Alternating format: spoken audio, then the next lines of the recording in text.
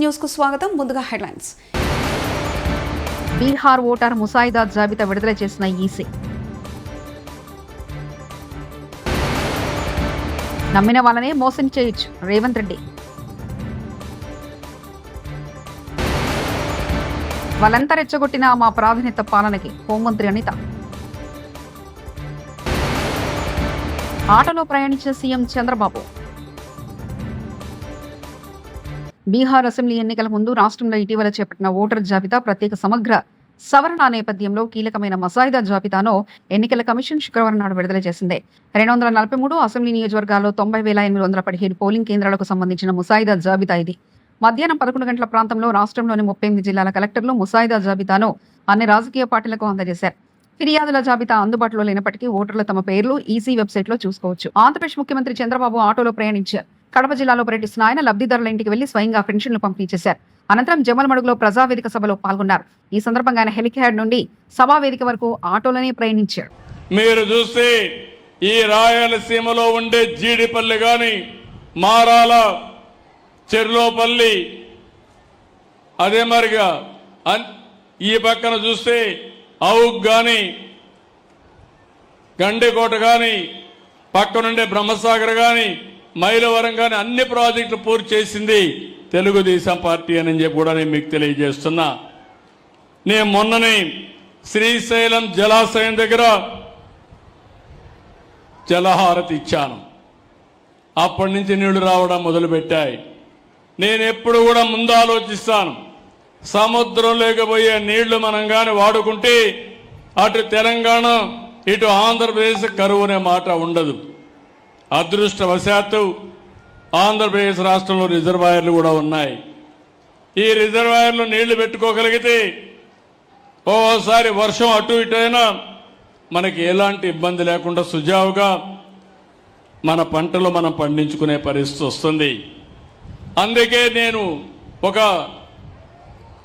దూరదృష్టితో ఆలోచించాం. రాయలసీమలో మామూలు పంటలేస్తే ఆదాయాలు రావని రాయలసీమను ఒక హార్టికల్చర్ హబ్గా తయారు చేయాలని కార్యక్రమాలు శ్రీకారం చుట్టిన పార్టీ తెలుగుదేశం పార్టీ. ఈ రోజు దాన్ని ముందుకు తీసుకుపోయే పార్టీ ఎన్డీఏ అని చెప్పి కూడా నేను మీకు తెలియజేస్తున్నా. దీనివల్ల ఒక స్పష్టమైన మార్పు వచ్చింది. ఆదాయం పెరుగుతా ఉంది. అందుకే నేను మిమ్మల్ని అందరినీ ఒకటే కోరుతున్నా, ఒక పక్క హార్టికల్చర్ చేస్తూనే ఇంకో పక్క రాయలసీమలో అనేకమైన వనరులు ఉన్నాయి. పరిశ్రమలు కూడా రావాల్సిన అవసరం ఉంది. ఈరోజు ఇక్కడ రాయలసీమ స్టీల్ ప్లాంట్ వస్తూ ఉంది. ఇప్పుడే మీరు ఒకసారి చూస్తే కొప్పర్తి, ఓర్వకల్ 2 ఇండస్ట్రియల్ పార్క్ కూడా 5,000 కోట్ల రూపాయలు ఖర్చు పెట్టి అవి కూడా అభివృద్ధి చేస్తున్నాం. రాయలసీమలో automobile, space technology, defence, aerospace, electronics, drone city పెట్టి గ్రీన్ ఎనర్జీ హబ్గా తయారు చేస్తున్నామని చెప్పి కూడా నేను మీకు తెలియజేస్తున్నా. ఇవన్నీ వస్తే మన పిల్లలు వేరే ప్రాంతానికి పోవాల్సిన అవసరం లేదు. మంత్రులపైకి వైకాపా నేతలను పంపి హత్యలు మొదలు పెడితే ఎలా ఉంటుందని నెల్లూరులో జగన్ చేసిన వ్యాఖ్యలను ఏపీ హోంమంత్రి అనిత తప్పుపట్టారు. 5 ఏళ్లు సీఎంగా పనిచేసిన వ్యక్తి అలాంటి మాటలు మాట్లాడడం ఏంటని దుయ్యబట్టారు. జగన్ ఎంత రెచ్చగొట్టినా తమ తొలి ప్రాధాన్యత పాలకులనేనని తెలిపారు. మహిళా ఎమ్మెల్యేని కించపరిచేలా మాట్లాడిన ప్రసన్న కుమార్ రెడ్డిని జగన్ పరామర్శించాల్సిన అవసరం ఏంటంటూ ప్రశ్నించారు. జగన్ ముందుగా తన తల్లి విజయమ్మ, చెల్లి షర్మిలను ఓదార్చాలని అనిత అన్నారు. రూల్స్ అండ్ రెగ్యులేషన్స్ ఏంటి అన్న సంగతి అందరికీ కూడా తెలుసు. మేము డిపార్ట్మెంట్ నుంచి వాళ్ళు మాకు పర్మిషన్ అడుగుతారు.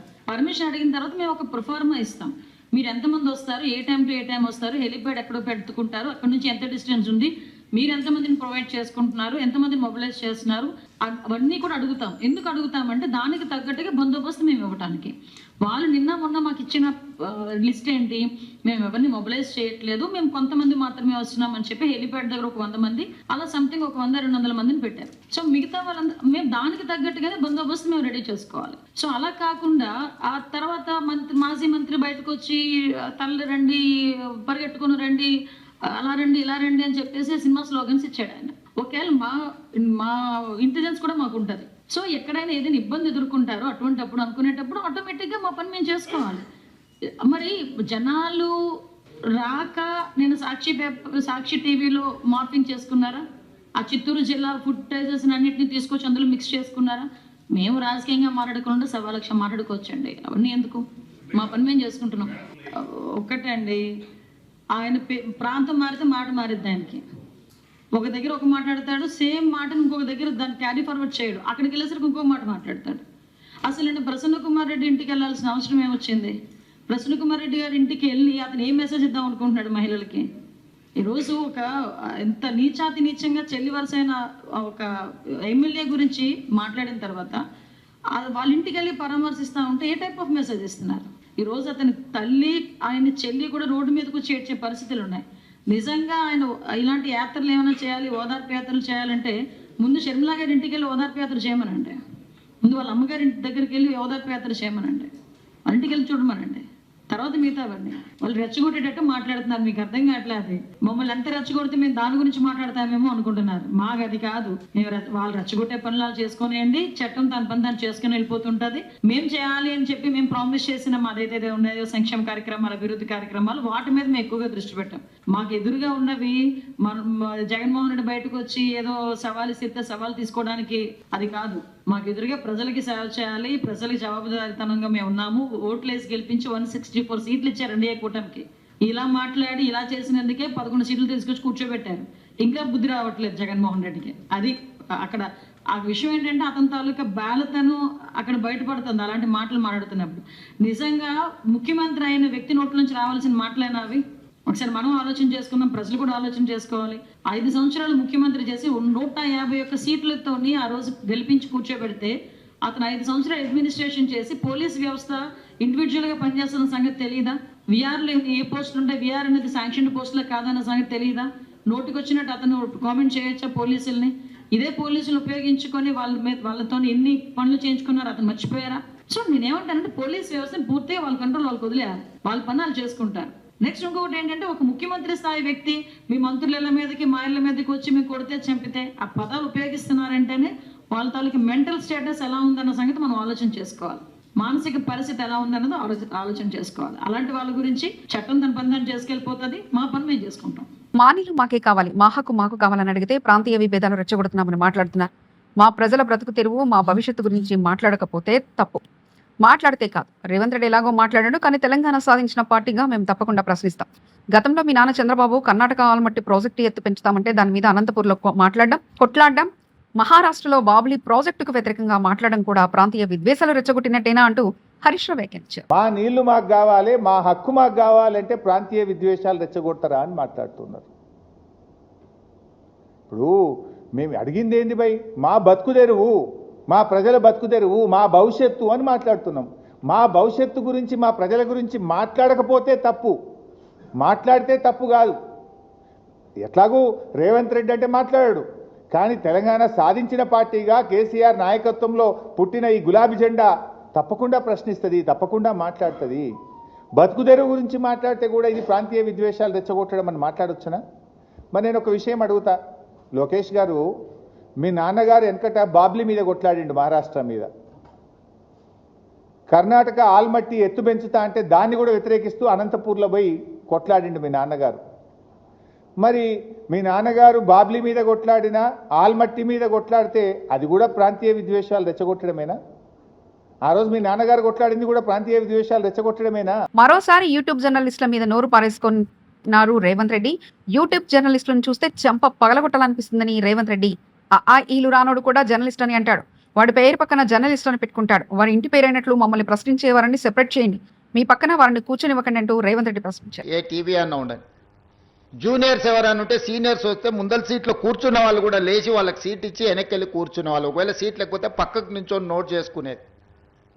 ఒక బాధ్యత, ఒక గౌరవం, ఒక మర్యాద. వాళ్ళ యాజమాన్యాలు ఎవరున్నా జర్నలిస్టుని ఒక గౌరవించుకునే పరిస్థితి ఉండే.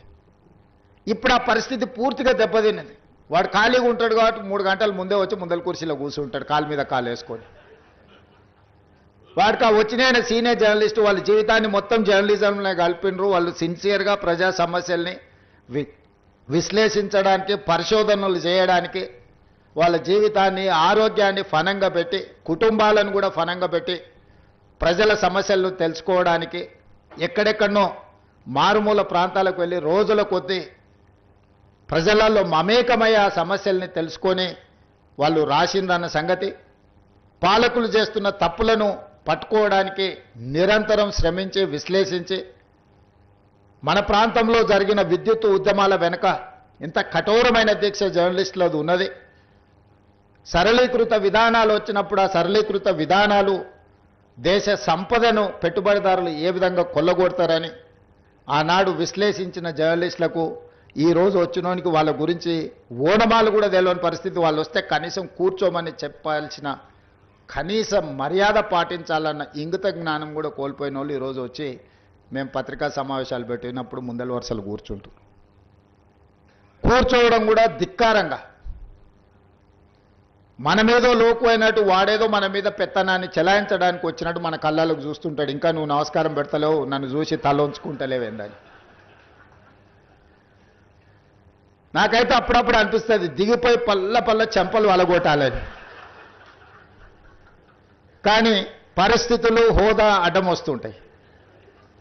గతంలో జర్నలిస్టులను చూస్తే మర్యాద ఇచ్చి పలకరించి ప్రెస్ మీట్ అయిపోయిన తర్వాత వాళ్ళతో 10 నిమిషాలు మాట్లాడి మేము చెప్పిన దాంట్లో ఏమన్నా లోపాలు ఉన్నాయా, లేకపోతే మేము చెబుతున్న పార్టీ మారిన ఎమ్మెల్యేలకు సిగ్గు లజ్జా ఉంటే రాజీనామా చేయాలి, ఇంతమంది అసహించుకున్నా ఇంకా పదవుల్లో ఎలా ఉండాలనిపిస్తుందంటూ బీఆర్ఎస్ నాయుడు తక్కెలపల్లి రవీంద్రరావు వ్యాఖ్యానించారు. పార్టీ బలం ఉందా, మీ ప్రజలు ఏ పార్టీ అండ ఉన్నారు, వ్యక్తిగతంగా మీరు ఏ పార్టీ గెలిచారు, నిజంగా మీ యొక్క పేరు ప్రతిష్టలతో మీరు గెలిచినట్లయితే పార్టీ గుర్తు మీద గెలిచిన పదవిని మరి త్యజించి ఎన్నికలకు పోవాలి కదా. ఎందుకు వేలాడుతున్నారు? ఇన్ని రకాల చర్చల మధ్యన ఇంతటి అసవ్యాన్ని యావత్ తెలంగాణ సమాజం వ్యక్తీకరిస్తున్న సందర్భంగా దేశ అత్యున్నత న్యాయస్థానం ఇలా తలంటిన సందర్భంలో కూడా ఇంకా మీరు ఈ పదవులు పట్టుకునే ఉంటారా? ఏపీలో వైకాపా సర్కార్ హయాంలో మద్యంతో పాటు ఇసుకలో పెద్ద కుంభకోణం జరిగిందని మైలవరం ఎమ్మెల్యే వసంతకృష్ణ ప్రసాద్ ఆరోపించారు. సీట్ తనను విచారణకు పిలిస్తే అందుకు సంబంధించిన ఆధారాలు అందిస్తానని చెప్పారు. ప్రజల్లో అలజడి సృష్టించి ఆందోళన చేయించి రాష్ట్ర అభివృద్ధిని అడ్డుకోవడమే లక్ష్యంగా జగన్ ప్రయత్నిస్తున్నారని మండిపడ్డారు. రెచ్చగొడుతున్నారు తప్పితే ఏ ఒక్కళ్ళని నిజమైన పరామర్శకి వెళ్ళట్లేదు. ఆయన నిజమైన పరామర్శ కావాలంటే ఆ కుటుంబాన్ని ఒక్కళ్ళు ఆయన దగ్గర తీసుకొచ్చి 1 గంట సేపు 2 గంటల సేపు కూర్చోబెట్టుకొని వాళ్ళతో సంభాషించవచ్చు. వేల మందిని పోగు చేసి వాళ్ళతో అల్లర్లు సృష్టించి పోలీసుల మీద దౌర్జన్యాలు చేసి ఆయన సాధిస్తున్నదే ఉంది, ఆయన చేస్తున్నదే ఉంది. అంతేకాకుండా రాష్ట్ర ప్రజలందరూ గుర్తుపెట్టుకోవాలా, రాజశేఖర రెడ్డి గారు చనిపోయినప్పుడు అన్ని ఎవరెవరు అనారోగ్యాలతో చనిపోయినా ఏదో రకరకాల కారణాలతో చనిపోయినా వాళ్ళందరూ దిగులతో చనిపోయారని చెప్పి వెళ్ళి పరామర్శలు చేశారు. నేను జగన్మోహన్ రెడ్డి గారిని ఒకటే డిమాండ్ చేస్తా ఉన్నా, మీ ప్రభుత్వ హయాంలో మీ కల్తీ మద్యం తాగినందువల్ల వేలాది మంది చనిపోయారు. ఆయనకి ఇప్పుడు ఈ 5 ఏళ్ళు పని లేదు, పాట లేదు. కాబట్టి వాళ్ళందరినీ కూడా, ఎందుకంటే దాదాపుగా 1,00,000 మంది పై చిలుకు ఖచ్చితంగా చనిపోయారు. వాళ్ళందరినీ కూడా పరామర్శించి వాళ్ళందరికీ నష్టపరిహారం చెల్లించి ఆ రోజున చెల్లించారు కదా. కేవలం జగన్మోహన్ రెడ్డి గారి వల్లే ఆ మరణాలు సంభవించినాయి. ఖచ్చితంగా సిట్టు గుర్తించింది. కాబట్టి మీ పాప పరిహారం కావాలంటే ఆ చచ్చిపోయిన 1,00,000 మందిని పరామర్శించండి, వాళ్ళందరికీ పరిహారం ఇవ్వండి, ఆ కుటుంబాలకు కొంత స్వాంతం చేకూరుతుంది. తప్పకుండా ఈ మద్యం కుంభకోణంలో జరిగింది 3,500 కోట్లే కాదు, ఇంకే చాలా ఎక్కువ ఉంది, కొంతవరకే బయటకు వస్తూ ఉన్నాయి. అట్లాగే ఇసుక కుంభకోణం ఉంది, దాంట్లో కూడా చాలా భయంకరమైన కుంభకోణం ఉంది. దాని మీద కూడా విచారణ జరిగేటప్పుడు దానికి సంబంధించిన వాస్తవాలు కూడా నాకు తెలుసు. దానికి సంబంధించిన అధికారులు సిట్టు కనుక నన్ను పిలిచి విచారిస్తే నేను నాకు తెలిసిన వాస్తవాలు సాక్ష్యాలతో సహా ఇవ్వటానికి ప్రభుత్వానికి సిద్ధంగా ఉన్నాను. నేను చెప్పేది ప్రతిదీ వాస్తవమే, నాకు తెలిసిన వాస్తవాలు ఆ సిట్టుకి ఇస్తాను.